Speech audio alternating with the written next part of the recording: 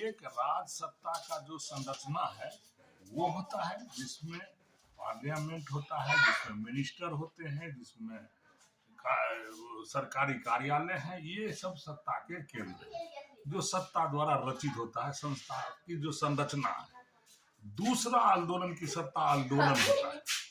आंदोलन की भी अपनी सत्ता होती है और उसका जो प्रभाव पड़ता है तो वह भी आमूलचूल परिवर्तन के लिए राजनीतिक सत्ता को मजबूर करता है। और समय समय पर मान लिया जाए कि बटेदारी कानून ही यहाँ आया, खेत मजदूर संबंधी कोई कानून यहाँ आया, श्रमिक कानून आया, उसके पीछे में पृष्ठभूमि क्या है? सामूहिक आंदोलन के प्रभाव का पृष्ठभूमि है। तभी सरकार मजबूर होकर के एक नियम को लाया है और उसमें बड़ी बड़ी चीजें हुई है।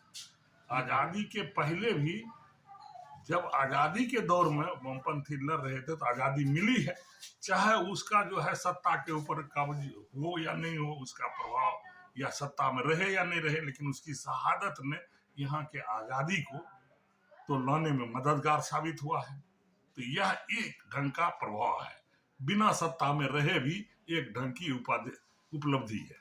फिर दूसरी बात, जब स्वतंत्रता आंदोलन के बाद भी वामपंथियों ने विभिन्न प्रकार के खेत मजदूर से कृषि मजदूर, बटाईदारी के सवाल पर, शिक्षा नीति के सवाल पर सवाल उठाए हैं और कोई नीति में परिवर्तन आया है तो इनके संघर्षों का दबाव उसके ऊपर रहा है। और जो कुछ भी नीतियां बनी है उसमें इसके भी आंदोलन के प्रभाव हैं। और ये कोई जरूरी नहीं है कि सरकार में रहने के बाद ही समाज परिवर्तित होगा। सरकार से बाहर की आंदोलन की सत्ता का भी अपना एक प्रभाव होता है और उसके चलते एक आमूलचूल परिवर्तन होता है। वामपंथ को इसी दृष्टि से देखना चाहिए, न कि उन्हें सत्ता में बैठा करके देखने की जरूरत है। सत्ता से अलग भी आंदोलन की एक सत्ता होती है जो आदमी के जीवन में परिवर्तन ला सकता है। ये इसलिए मैं कह रहा हूं कि ऐसा ही परिवर्तन